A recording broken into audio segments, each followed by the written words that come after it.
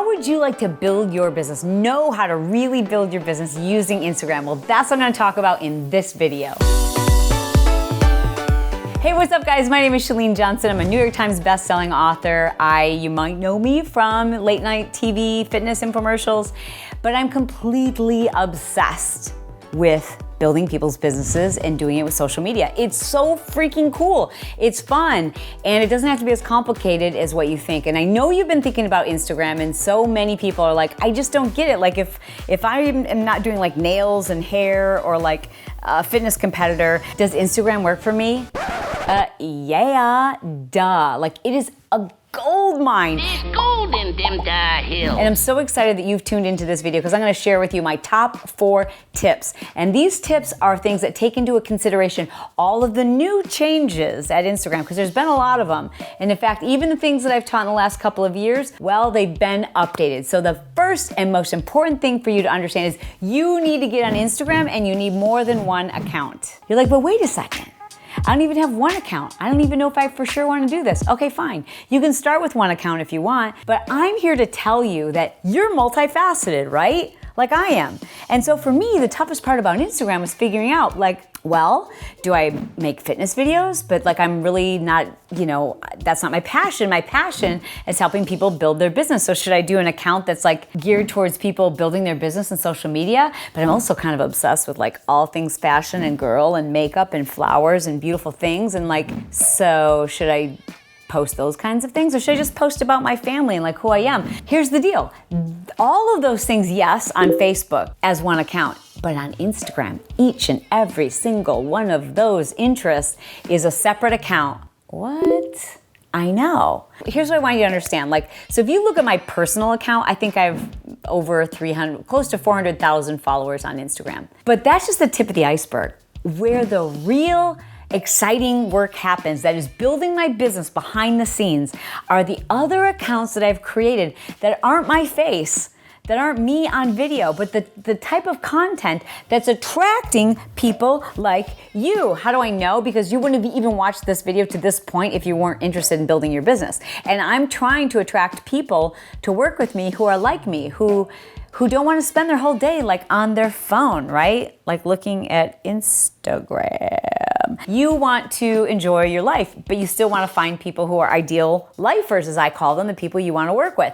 So the way that you do that is by creating what I call feature accounts. Those are accounts that provide a very specialized niche type content that's of value. So for example, you've probably seen accounts that are all fashion, and you've probably seen accounts that are all Bible quotes, and you've probably seen accounts that are all ideas for working out, and accounts that are all great gluten-free recipes. That's what I'm talking about, where your singular account represents one specific type of interest and niche, so that if that's what I'm looking for, I'm going back to your account each and every day, right? I don't have to wonder like, oh, why is she posting this picture of her dog? I really don't care. I was looking for gluten-free recipes. So Chalene, how do we create additional accounts? All you need is an email address. So create a Gmail account using the same exact name that you're going to use for your Instagram account. So say, for example, that I'm going to create an account that's just based on interior design. So I might call it Chalene's Interior Design at gmail.com,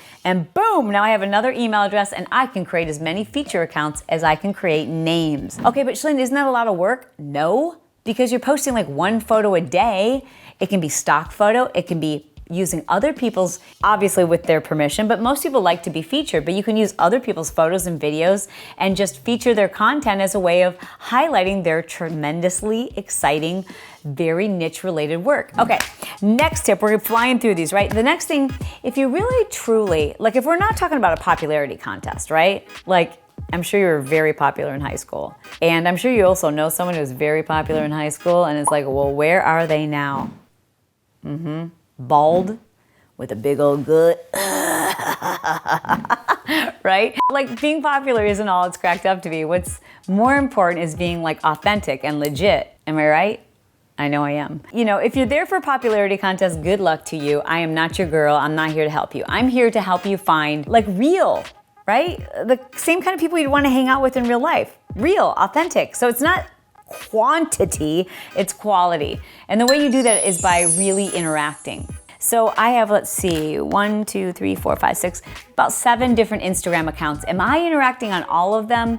No, I'm interacting on a few of them, and the other accounts I'm outsourcing.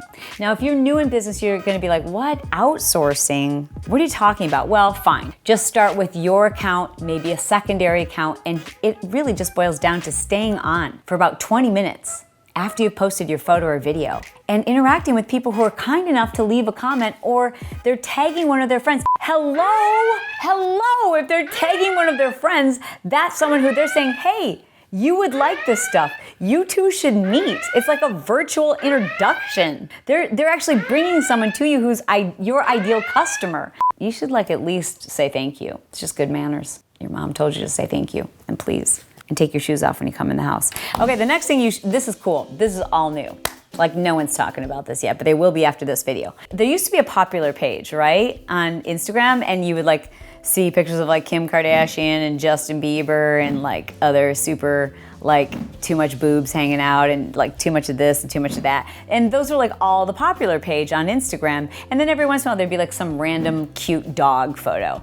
And it was just what was popular in your country. Now Instagram gets it and you're I don't really care about that stuff. If you notice, Instagram, when you go to your explore page, which is what you do by, I just want to double check and make sure I'm doing this right. You click on that little tiny magnifying glass thingy, right? When you click on that, what it will do is populate your explore page with similar type content that, oh, it's loading. It's just gonna it's gonna show you all kinds of photos and posts that are very similar to the things you've been liking. So if you ever steal your boyfriend's phone and what pops up is a bunch of scantily clad ladies, you know what he's been liking. I digress. What you do want to do though is use that to your advantage. So let's say I'm trying to interact with more business-minded people like you. So what I would want to do is try to avoid clicking on all the cute kitten and puppy photos, and I would try to find someone who's posted a maybe a business quote or something. I might maybe even go to my hashtags and search social media boot camp or social media tips, and someone who's posted that and used that hashtag, then I might like a couple of their photos and a couple of other people's photos who've used that same hashtag, and then bam, you know what I have? I have an explore page populated with exactly the kind of people I'm looking for. So if you're looking for people who want to know how to knit, I don't know, seriously, it can be that niched. You just type in that hashtag, a bunch of their photos, and bam, there they are. They just appear for you in your explore page. Well, then what do I do with them, Chalene? Well, that's my next tip. You've got to start liking, interacting, and commenting. We like people who like us. Isn't that funny how that works? So when you're having conversations with them, when you're talking to them, when you're liking their last 5 photos, they're who is this person that's liked my last 5 photos? And then they go to your page and they're oh, dang.